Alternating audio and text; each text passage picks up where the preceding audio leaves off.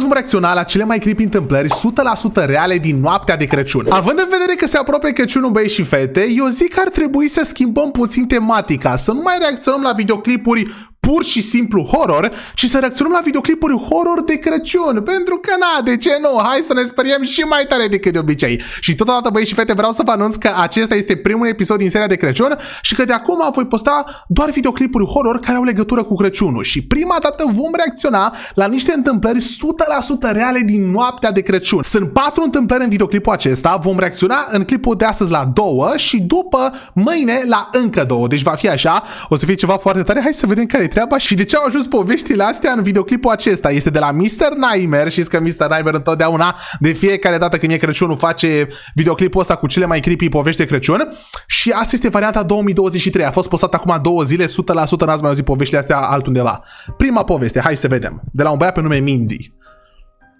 I'm a single mother of my 8-year-old boy. Ok, am a single mother. Bun, deci nu este un băiat pe nume Mindy. Este vorba despre o femeie, o mamă singură care are un copil de 8 ani pe care îl cheamă Mark, un băiat de 8 ani. When this happened, he was 5 and I was 27. Bun, deci ok, ea avea 27 de ani, deci când s-a întâmplat chestia asta, ea acum are 30 de ani și copilul 8, însă s-a întâmplat acum 3 ani, când el avea 5 și ea avea 27. I have my own house that was passed down to me from my grandparents. Are casa ei, nu plătește chirie, a fost casa bunicilor. Quiet side of town with a lot of older people, and I still live here with Mark today. Ok, deși că este o casă într-un cartier așa mai retras cu oameni bătrânei. It was Christmas time, and I was out with Mark shopping. I was doing my Christmas shopping for my family. Mark and I went to the mall, including a few clothing stores and a hardware store where I bought a gift for my dad. Ok, deci știi că s-a dus el, ea, cu Mark, cu fiul său la cumpărături, așa de Crăciun, băi și fete, să facă cadouri la familie, chestii de genul complet normal până acum. After all the shopping was done, I took Mark to McDonald's to get him some burgers. Ok, bun, l-a dus și pe micuț la McDonald's. Afterwards, we left the mall through the south exit. După au plecat din mall. Here, we bumped into a mall Santa standing outside. Bun, și aici au dat de un moș Crăciun care stătea afară. He waved at us and said Ne-a the făcut cu usual mâna. Santa stuff. He then knelt down to get to Mark's level and asked him what he wanted for Christmas. Ok, și după a venit ăsta, și băi și fete, moș Crăciun de la mall, a venit la copil, s-a uitat la el și a zis ce vrei de Crăciun. Mark led my hand closer to the Santa, and I allowed it because he seemed like a normal, nice mall Santa. Ok, bun, ideea e că maică-sa a lăsat această interacțiune să se întâmple pentru că arăta ca un moș Crăciun de ăsta de mall. Said he wanted a Nintendo Switch, which ironically was what I was planning on buying him for Christmas. Hopa, Mark a zis că vrea un Nintendo Switch și chiar asta vrea să-i cumpere mama lui. Good, maybe you'll get it, while looking up at me and winking. Ce că a zis, ho, poate chiar o să-l iei. Smiled, and then he stood up and started complimenting me, saying to Mark, "Your mother's a looker, Mark, you know that?" Hopa, și ok, stați puțin, băi și fete, că mai știți la început când ziceam să schimbăm tematica, se pare că Moș Crăciun a schimbat tematica, deși că după s-a uitat la Mark și a zis, băi, știai că maică ta e o bunăciune, practic asta i-a zis, știu că Mark laughed, even though he didn't know what that meant. El a râs, micuța a râs că el habar n-avea de cuvântul ăsta, nu? I still smiled. Then we had a couple minutes worth of seemingly friendly adult conversation about the holiday mayhem and such. Ok, după au avut o mică conversație. Worked for the mall. I regrettably mentioned the stress of being a single mom during Christmas is unfathomable. Oh, nu, fraților, bun. Ideea e că aici fata asta, femeia asta a făcut o greșeală foarte mare. I-a zis lui ăsta că este o mamă singură și că e nașpa de Crăciun să fii singură acasă, să ai grijă de un copil. 100% îi face ceva Moș Crăciun ăsta. I made a joke about needing Santa's help. Then the Santa made what I thought was an innocent joke. Ok. Saying, Mark, have you ever heard the song I Saw Mommy Kissing Santa Claus? Hopa, deci stați puțin, băi și fete. Că, vă, v-am zis, noi am schimbat tematica, dar nu numai noi, toată lumea a schimbat-o. Deci, femeia asta, a zis necazul și după a zis, aș avea nevoie de Moș Crăciun să mă salveze, să nu știu ce. Și gen, a dat așa apropo, că magia sărbătorilor, Moș Crăciun, Hristos, toți băieții te ajută, nu știu ce. Dar el după s-a uitat la Mark și i-a zis, ai auzit de piesa, am văzut-o pe mami cum îl sărută pe Moș Crăciun. Băi, calmează-te. And Mark shook his head yes. Da. Then he leaned in towards me with his cheek. Și că își vrea să mă sărute pe mine. He wanted me to kiss his cheek. I was going to give him an innocent little peck on the fake beard, but as I leaned in, He turned his head and tried doing that old trick where he kisses you on the lips instead. I moved my face away in time. The way he did it was so creepy and aggressive too. Ok, deci fiți atenți și că ideea era că să-i dea un pupic pe barba aia, care era fake barba, dar după și-a întors așa, ăsta să-l pupe pe gură. Vechiul truc. Și că i s-a părut foarte creepy lui fata asta. He looked at me and started doing the Santa kind of laugh, but there was nothing jolly about it. I said, "Come on, Mark," and we started walking away. Și hai, Mark, hai să He plecăm. yelled Merry Christmas. A țipat Crăciun fericit. As we drove away past the back exit of the mall, I noticed he wasn't there in front of the entrance anymore. I wish I took that into consideration as to what may have happened next. Mamă, după nu l-am mai văzut pe ăla la mall. Mamă, fraților, cred că ăsta i-a urmărit acasă. We got home. A ajuns Bringing acasă. everything inside, I locked the door. A închis Mark and I ușa started to watch a Christmas movie. și a început să se uită cu Mark la un film de Crăciun. Our wholesome time together was then interrupted. My doorbell rang. I wasn't expecting anyone, and it După se uita cu fiul său la film și la un moment dat a sunat cineva la ușă. was late for any kind of door-to-door people. Și că îi se părea ciudat, era noapte, n-aștepta pe cineva, n-aștepta pe nimeni. I told Mark to keep watching as I went to go answer the door. I said, "Who is it?" through the Și door. că cine e? And a man's voice on the other side said, "It's Santa." Și că e Moș Crăciun. Oh, nu. My heart dropped. I said, "If you're the mall Santa, please go away or I'm calling the cops." Și că, mamă, și a zis că dacă ești ăla de la mall, te rog să pleci sau sun la poliție. He replied, "You dropped something out of your bag, miss. I'm just looking to return it." Și că, doamnă, ți-a scăpat ceva din sacoșă, am venit doar să ți-l returnez. Bă, I replied, "What did I drop?" ce? He replied, "I don't know, miss. I'm not looking to be nosy, but if you open the door, I can hand it to you."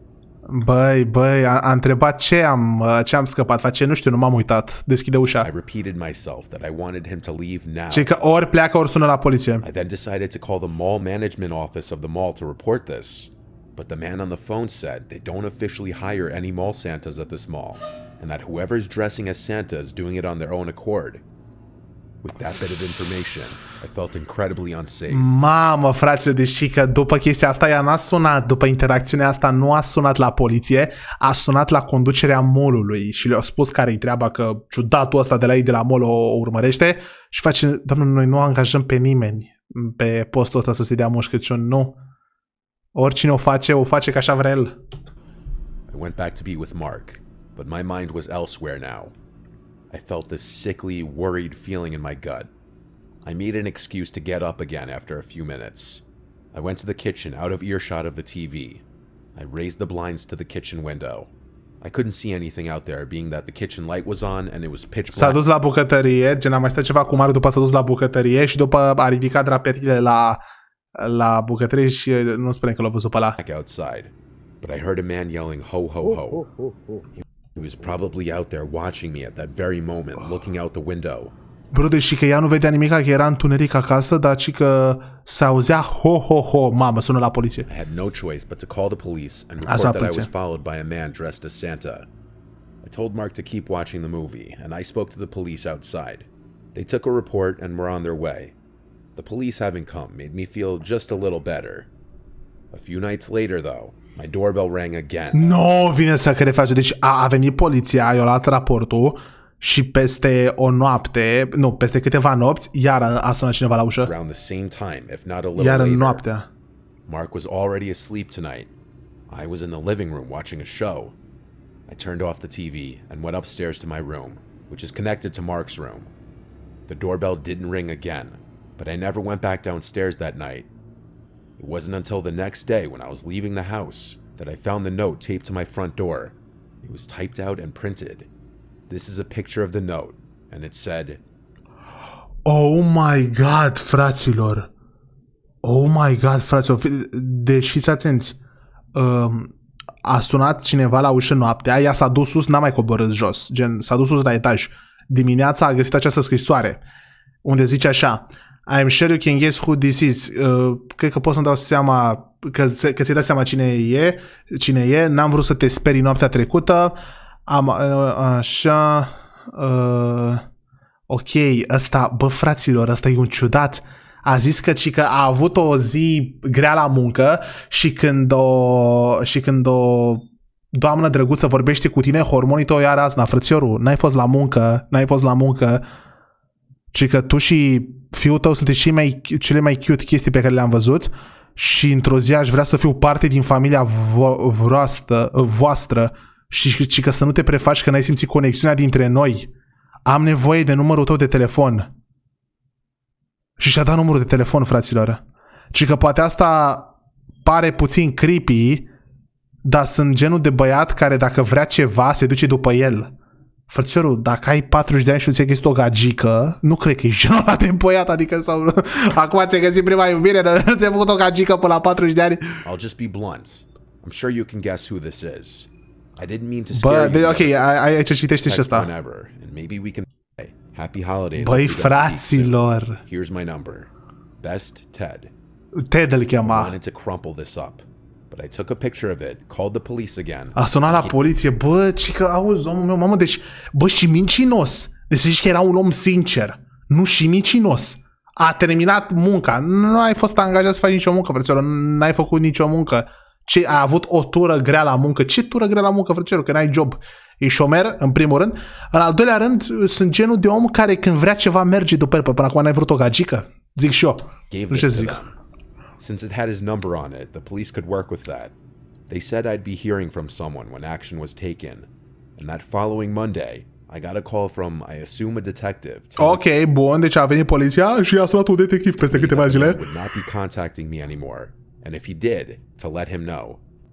I never heard from that creep again. Cică și-a zis că omul nu o să vă mai contacteze. A zis, o fi că l-a prins poliția și l-a interogat și a zis că dacă mai face asta să sune la poliție. Mamă, ce ciudat, bro. Ce om ciudat. The police threatened to arrest him if there was any further contact. Bun. Povestea a 2, băieți și fete. Trimisă de un anonim. Mamă, man. Asta chiar a fost horror. Bam. This is a short but scarring story nonetheless from my early childhood. Și că asta este o poveste din copilărie. I grew up in an average middle class home in the suburbs. My sister and I were huge fans of Christmas as kids. Ok, băi, și fete, deci persoana respectivă că a crescut într-o casă normală în suburbii și el și sora lui erau niște fani foarte mari ai Crăciunului. Și eu, băi, și fete, sunt un fan foarte mare al Crăciunului. Mi se pare cea mai tare perioadă din an.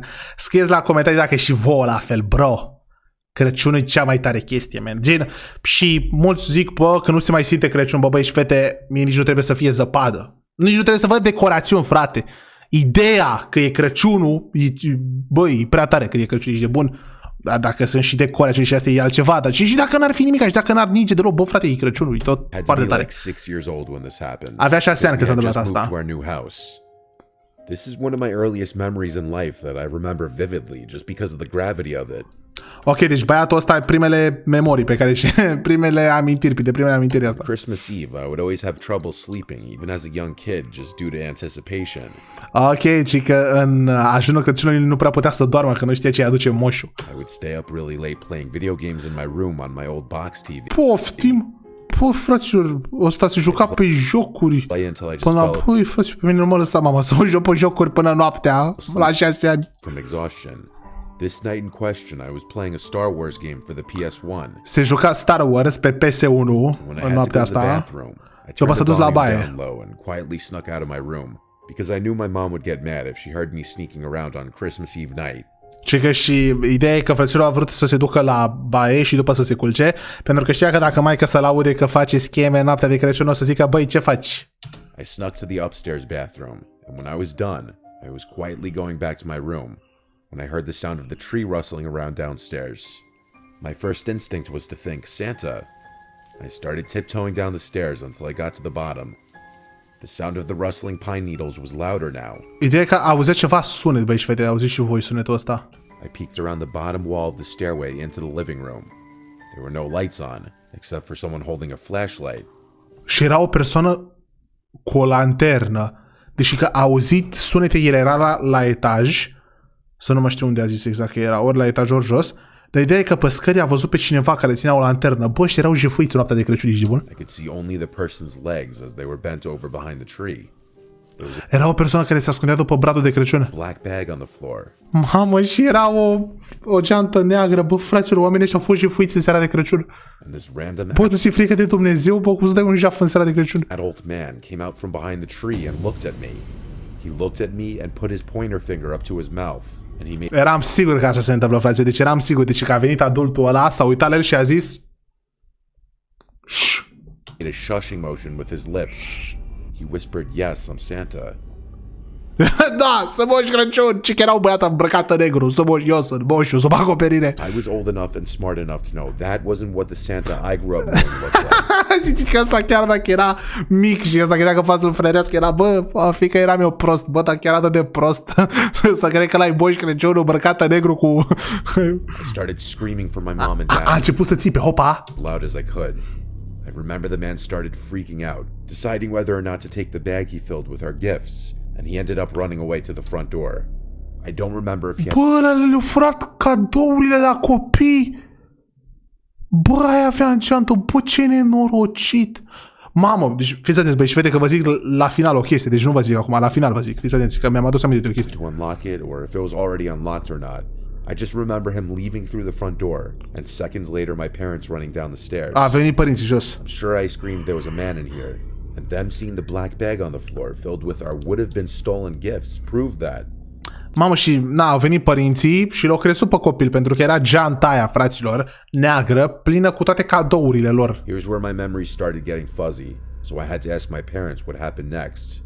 But my dad told me he went outside in his slippers and ran all over the place ready to kill someone.